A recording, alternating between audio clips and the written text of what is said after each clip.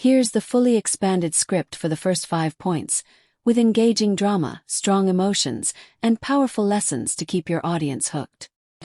The sun dipped behind the trees as I leaned back in my chair, enjoying the quiet life I had worked so hard to build. After years in the military and a long career in engineering, I had finally settled into my dream home, a secluded, peaceful property nestled just outside a suburban neighborhood. Unlike the neatly aligned homes beyond the tree line, my land was completely independent. No HOA rules, no arbitrary fines. Just the satisfaction of knowing I owned every inch of the place. Even the road leading up to my house, a well-maintained private stretch, had been built with my own hands. I had spent years designing roads and infrastructure for the city, and when I bought this land, I made sure the access road was legally documented as private property. No one could tell me what to do with it. But as I would soon learn, not everyone respected those boundaries. My peaceful retirement was about to be upended by a woman who thrived on control, a woman whose arrogance would become her downfall. The trouble began when a new HOA president took office in the neighborhood. Deborah, a woman who wore her authority like a badge of honor, had made it her personal mission to clean up the community. She wasn't satisfied with just enforcing HOA rules. She wanted to expand her control, stretching the limits of her power in ways that made even the other residents uneasy. Deborah had a reputation for picking unnecessary fights. She had already fined a neighbor for having a slightly faded mailbox and forced another to repaint their home because the shade of beige was too warm. But her hunger for control didn't stop at the HOA's borders. It was only a matter of time before she set her sights on me. I first met Deborah on a crisp morning when she marched up my private road, clipboard in hand, eyes scanning my property like a predator sizing up its next meal. "Excuse me," she barked, her voice sharp enough to cut through the morning air. I set down my coffee, raising an eyebrow as she strutted toward me, her heels clicking against the pavement. "I'm Deborah, the new HOA president. We need to discuss this road." I already knew where this was going. I had dealt with her type before.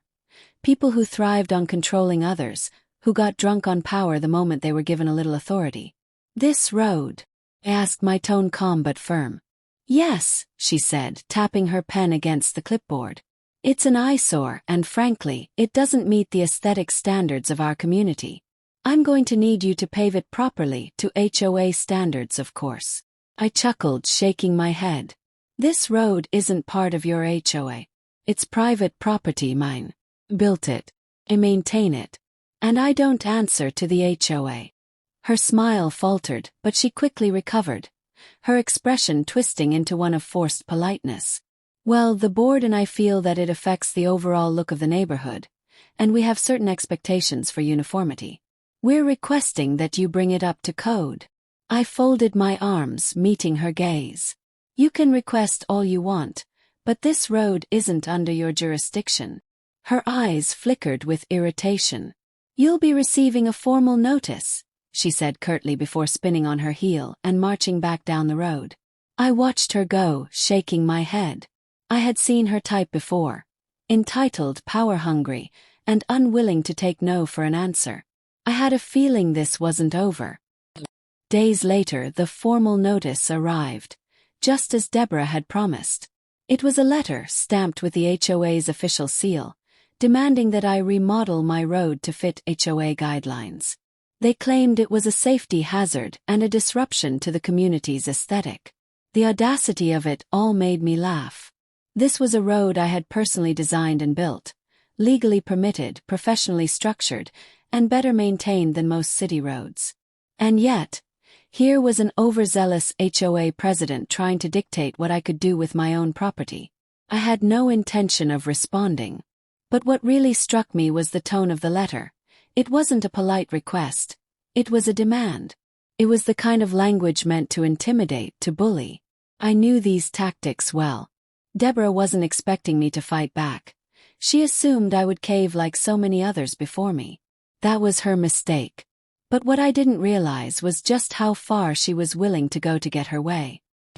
The tension in the neighborhood grew. I could feel it in the way people looked at me, in the whispers that stopped when I walked by. Some of my neighbors, the ones who had lived there before Deborah took over, gave me sympathetic nods, but they didn't dare speak up. Others, especially those who had been in her inner circle, looked at me like I was some kind of troublemaker. I was an outsider, a stubborn old man who refused to comply. The divide was clear. Deborah had started her smear campaign, painting me as uncooperative, selfish, a man who didn't care about the greater good of the community. It was laughable, really. But I didn't let it bother me. I had dealt with worse. What did bother me, though, was the feeling that this wasn't just going to blow over. I could sense it, the storm was coming. And then, one afternoon it happened. I was outside, repairing a small section of the road where a heavy rain had washed away some gravel. It was a quiet job, nothing disruptive. Just me, my tools, and the satisfaction of hard work. Then, out of nowhere, I heard sirens. A moment later, 2 police cruisers pulled up, lights flashing. I set down my tools, wiping the sweat from my brow as the officers stepped out. One of them, a tall man with a no-nonsense expression, approached me. "Sir, we received a report of illegal construction taking place on this road." I raised an eyebrow, crossing my arms. Illegal construction. This is my road. I'm just doing some maintenance. The officer glanced at the complaint form in his hand. "The HOA president reported that you were performing unauthorized work on a public street." I let out a dry laugh. Of course, Deborah had actually called 911 over this. "Officer," I said, keeping my voice steady, "this road is private property. I own it, built it, and I have the legal documentation to prove it." I walked over to my truck, pulled out a folder, and handed over the paperwork. The officer took his time looking it over, nodding slowly. "This is all in order," he said, glancing at his partner. "Looks like this road is completely legal and outside HOA jurisdiction." I could see movement at the edge of the neighborhood. Deborah standing there, arms crossed, watching. Her face was red with frustration as the officers turned back to me. "Sorry to bother you, sir," the officer said, handing back my paperwork. "We'll make a note of this in case any more complaints come in." I nodded, thanking them, and watched as they drove off. Deborah, seeing that her plan had backfired, turned on her heel and stormed away. I shook my head, exhaling sharply. She had overplayed her hand. But knowing her type, I had a feeling she wasn't done yet. The days that followed the police visit weren't quiet, not by a long shot. If anything, it was like Deborah had taken the officer's dismissal as a personal insult, a direct challenge to her authority. And I could feel her wrath in every petty move she made. It started small, a sudden influx of anonymous complaints about noise violations, even though I rarely had visitors and spent most evenings reading on my porch. Then came the baseless accusations of unsightly property. Because apparently, my well-kept gravel road and modest garden were now considered an eyesore. It was laughable, but the real kicker was the stream of HOA letters demanding compliance with their rules that had no jurisdiction over my land. Each letter was more aggressive than the last. At first, they were requests. "Please adjust the condition of your private road to better align with community standards." Then they became demands. "Failure to comply will result in further action." But the most absurd one arrived one morning in a bold red envelope, marked "Final Notice." It read like a legal document, full of threatening language about fines, potential liens, and a forced modification of my road if I refused to cooperate. It didn't matter that I wasn't part of the HOA. Deborah was trying to break me, trying to intimidate me into submission, hoping I'd either give in or sell my property. But what she didn't realize, and what bullies like her never seem to understand, is that the more you push someone who knows their rights, the harder they push back. I wasn't just some retiree with too much time on his hands. I was a man who had spent his life designing and building the very infrastructure she was now trying to weaponize against me. But the real sting wasn't in the letters. It was in the way my neighbors, once friendly faces, started avoiding me. Some even whispered behind my back, no doubt fed lies about me by Deborah and her inner circle. It wasn't enough for her to attack my property. She was trying to isolate me, turn the community against me. It was personal now. And I knew then, this wasn't just about a road anymore. It was about power. It was about control. And I wasn't about to let her win. The final straw came on a quiet Saturday morning. I was in my garage organizing some old tools, when I heard the unmistakable crunch of tires on gravel. Stepping outside, I saw two men in reflective vests standing at the edge of my property, clipboards in hand. Deborah was with them, smug as ever, arms crossed, watching like a queen overseeing her loyal subjects. "Excuse me," I called out, walking toward them. "What exactly are you doing?" One of the men, clearly uncomfortable, cleared his throat. "We're here to conduct an inspection of the road." "A request." I stared at him. "Inspection of my private road." Deborah stepped forward, her voice sweet as poisoned honey. "The board has authorized an official assessment. We believe your road poses a safety risk to the community." I laughed, not because it was funny but because it was so blatantly ridiculous. "This road," I said, gesturing to the solid, well-maintained path I had built myself, "is safer than half the roads in this neighborhood. And more importantly, it's mine. You have no authority here." She smiled, a thin, calculating smile. "We have the right to ensure community safety, whether you're part of the HOA or not." And that's when I saw it. The way her gaze flicked to the clipboard one of the men was holding, the bold letters at the top that read, "Notice of Violation." She wasn't just inspecting the road. She was planning to slap me with fake violations, using fabricated safety concerns as an excuse to force her changes on me. I stepped right in front of the two men. "This is private property. You are trespassing. Unless you have a court order, you need to leave now." The men hesitated. Clearly they weren't expecting a fight. Deborah's smugness faltered. "We're acting in the community's best interest," she snapped. I didn't budge. "You're acting in your own interest. Leave. Or I'll be the one calling the police this time." For a moment, the air was thick with tension. But then, with a huff of frustration, Deborah spun on her heel and marched back to her car, the inspectors trailing behind her. As they drove away, I realized something important. Deborah wasn't going to stop until she broke me. But I wasn't broken yet. 2 days later, a certified letter arrived. The envelope was stamped with the HOA's seal. Bold, official-looking, meant to intimidate. I opened it slowly, my jaw tightening as I read the words. "Notice of fine. You have been found in violation of community safety standards. A fine of $1,500 has been imposed, payable within 30 days. Failure to pay will result in further action, including a lien against your property." Lien against my property. I stared at the letter, a wave of fury rising in my chest. Deborah had finally crossed the line. This wasn't just harassment, this was an outright attempt to steal from me. She was using bogus fines, fake violations, and legal threats to pressure me into submission. But the real kicker. The fine was tied to safety violations on my private road, the same road she had no legal authority over. She was trying to create a paper trail, a fake narrative that I was a danger to the community. I wasn't just angry, I was done playing nice. I didn't throw the letter away. No, I tucked it neatly into a folder along with every other ridiculous notice, complaint, and violation Deborah had sent. I was building my own paper trail now, one that would expose her lies for what they were. She wanted a fight. She was about to get one. I spent the next week in quiet preparation. While Deborah was busy spreading rumors and sending threats, I was working behind the scenes. I gathered every legal document I had. My property deed, the official permits for my road, and copies of county records proving that my land was outside HOA jurisdiction. But I didn't stop there.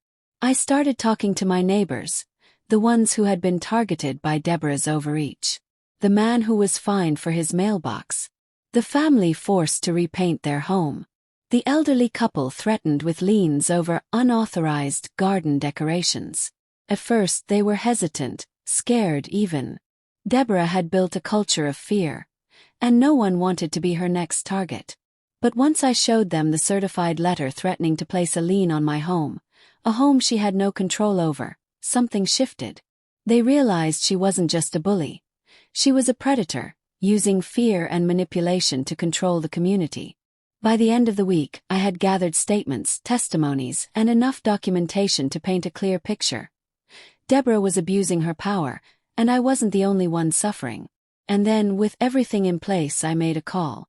Not to the HOA, not to Deborah, but to a lawyer, one who specialized in HOA overreach cases. It was time to take back my life. The showdown came on a gray afternoon. Fitting, considering the storm brewing between me and Deborah. My lawyer had drafted a cease and desist letter, backed by the mountain of evidence I had collected. The letter didn't just demand Deborah stop her harassment. It laid out in stark legal terms that she and the HOA had overstepped their authority, violated property laws, and engaged in targeted harassment. But the real cherry on top. My lawyer also filed a formal complaint with the county, accusing the HOA of illegal practices and Deborah of abuse of power. When Deborah received the letter, I watched from my porch as she read it. Her face went from pale to red in a matter of seconds. She crumpled the paper in her hand, her lips moving silently in a fury. She wasn't in control anymore. The storm had hit, but this time she was the one standing in the rain. The fallout was immediate. Deborah, once the self-proclaimed queen of the neighborhood, found herself cornered, not by me alone, but by the very people she had bullied and manipulated for years. The cease and desist letter wasn't just a warning. It was a thunderous declaration that her reign of intimidation was over. In the days following the letter, the neighborhood buzzed like never before. Neighbors who once avoided eye contact with me now stopped by to chat, some quietly offering their support, others finally gathering the courage to share their own horror stories about Deborah and the HOA. It was like a dam had broken. The fear she had instilled was slowly being replaced by something far more powerful: unity. What Deborah hadn't counted on was the ripple effect. My lawyer's formal complaint with the county triggered an investigation. HOA records were pulled, and suddenly, the anonymous complaints and questionable fines Deborah had been handing out like candy were under a magnifying glass. It wasn't just my private road. It was the countless fines for minor or fabricated violations, the sudden hikes in HOA fees without proper voting procedures, and the threats of liens that had no legal basis. And then the real kicker. Several neighbors uncovered that Deborah had been funneling HOA funds into personal projects, using community money to upgrade her own property under the guise of beautification efforts. When that news spread, the neighborhood wasn't just angry. They were furious. The woman who had weaponized rules and regulations to control everyone was now exposed as a fraud. But Deborah wasn't one to go down quietly. The morning of the emergency HOA meeting was tense. It was held in the local community center, a neutral ground, since my property wasn't part of the HOA's jurisdiction. But I was there along with my lawyer, and so were dozens of neighbors. Deborah arrived in her usual fashion. Heels clicking, lips pursed, a folder of paperwork clutched tightly to her chest. She still believed she could spin this, that she could talk her way out of the mess she'd created. The meeting began with her trying to take control, launching into a speech about protecting community values and ensuring the safety and beauty of our neighborhood. But the crowd wasn't having it. One neighbor, an older man named George, stood up. His voice shook, not with fear, but with barely restrained anger. "Deborah, how do you explain using HOA funds to pay for the new fence on your property?" Another voice, a young mother from down the street. "And the fines you gave me for unauthorized decorations, those were for my kids' holiday lights. You said they violated a rule that doesn't even exist." And then the final blow. My lawyer calmly presenting the county's investigation findings. Deborah had overstepped her authority, illegally attempted to fine a non-HOA member, me, and misused funds. The room erupted. Neighbors demanded her resignation. People shouted about transparency, about justice. The once feared HOA president now stood frozen, her face a mask of disbelief. She had lost all control, not just over me, but over the very people she had bullied into submission for years. And then came the vote, A swift, decisive motion to remove Deborah as president of the HOA. It wasn't even close. She was out. But the story didn't end there. Deborah's downfall set off a chain reaction. The county investigation led to more legal trouble for her, especially when it came to the misuse of funds. She faced hefty fines of her own. Ironic, considering how quick she had been to threaten others with them. The HOA, now under new leadership, worked to rebuild trust. The new board invited the community to help rewrite the rules, ensuring fairness and transparency. They even reached out to me, acknowledging the line Deborah had crossed by targeting my private property. But the biggest shift wasn't in the rules, it was in the people. Neighbors who once kept their heads down started speaking up. They formed a community watch group, not to spy on each other, but to hold the new HOA accountable. People who rarely spoke now worked together to plan events, beautify shared spaces, and foster a real sense of community, the kind Deborah had only pretended to care about. And as for me, I finally got my peace. No more bogus fines. No more threats. My private road remained just that. Private. But more than that, I gained something I hadn't expected.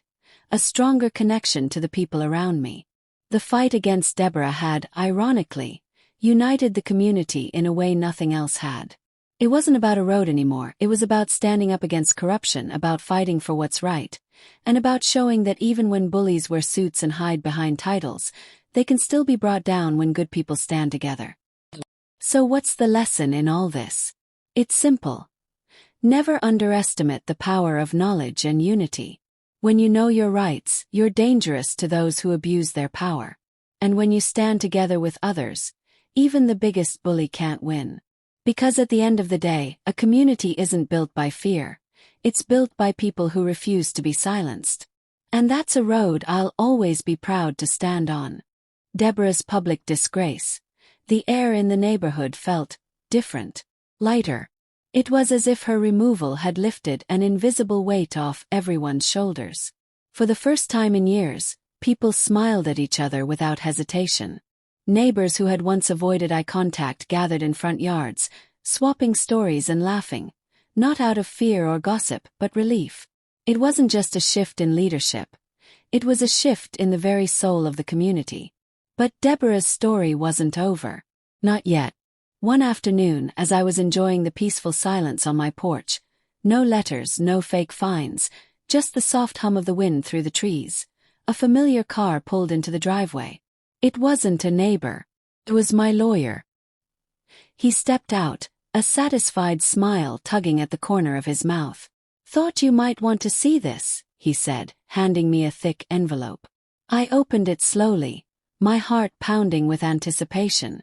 Inside were the official county findings, not only confirming that Deborah had abused her power as HOA president, but also exposing a long history of financial misconduct.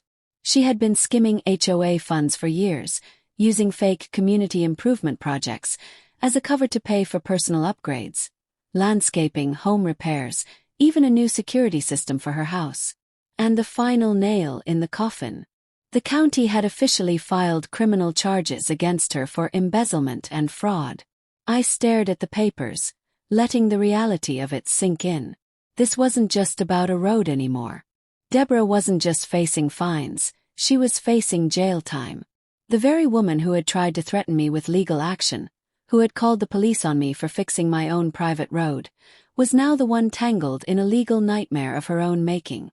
But the true poetic justice came the following week. The HOA held a community meeting, the first one without Deborah's looming presence. This wasn't a mandatory session filled with threats of fines and rules. It was a gathering of neighbors, finally free to speak their minds. The new HOA president, a soft-spoken man named Greg, stood at the front of the room. His first words were simple. "I'm sorry." The room fell silent. Greg continued, his voice steady but sincere. "I'm sorry for the fear, the intimidation, and the abuse of power you all endured under Deborah's leadership. This community deserves better. You deserve better." It wasn't just a speech, it was a promise. And then Greg did something no one expected. He announced that the HOA would be issuing full refunds to everyone who had been wrongfully fined or overcharged during Deborah's time in power. Every bogus fee, every fabricated violation, all of it would be repaid. The crowd erupted in applause. Some people even cried, not just from relief, but from the sheer validation of finally being heard. But the best part came at the very end. Greg pulled out a document, one that I recognized instantly. It was a formal legal agreement, signed by both him and the board. "This," he said, holding it high for everyone to see, "is a legally binding contract acknowledging that the private road leading to Mr. Your Last Name's property is his and his alone. The HOA will never claim authority over it again." Another round of cheers. I felt a lump rise in my throat. This wasn't just a win for me, it was a win for the entire community. But the real cherry on top. The very next day, I installed a brand new sign at the entrance of my private road. "Private property, HOA-free zone." And just below it, a smaller sign with bold, unmistakable lettering. "By order of the county, trespassers will be prosecuted." It was more than just a sign, it was a symbol. A declaration that the days of unchecked power and intimidation were over. And then, as I stood back to admire my handiwork, I saw something that made the victory even sweeter. Deborah, pale-faced and hollow-eyed, was standing at the edge of the neighborhood, watching me. Her house, once a pristine symbol of her self-importance, now had a for sale sign planted firmly in the front yard. Rumor had it, she wasn't just leaving the HOA. She was leaving town altogether. Between the criminal charges, the community backlash, and her plummeting reputation, she had no choice but to flee. She caught my eye for a brief moment. I raised my coffee cup in a mock toast, the same way I had when she tried to have me removed from my own property. Her lips tightened into a thin line. Then, without a word, she turned and walked away, disappearing behind the for sale sign like a ghost. And just like that, she was gone. The neighborhood was quiet again, but this time it was a peaceful quiet. And as the sun set over my private road, I couldn't help but smile. Because this wasn't just about beating an HOA or standing up to a bully. It was about proving that no one is above the law. That when people stand together, even the most powerful tyrant can fall. And that the strongest communities aren't built on fear. They're built on justice, unity, and the courage to fight back. So if you're ever faced with an overreaching HOA or a power-hungry neighbor like Deborah, remember this. Know your rights, stand your ground, and never ever let a bully win. Asterisk asterisk. Because at the end of the day, justice always finds its way home.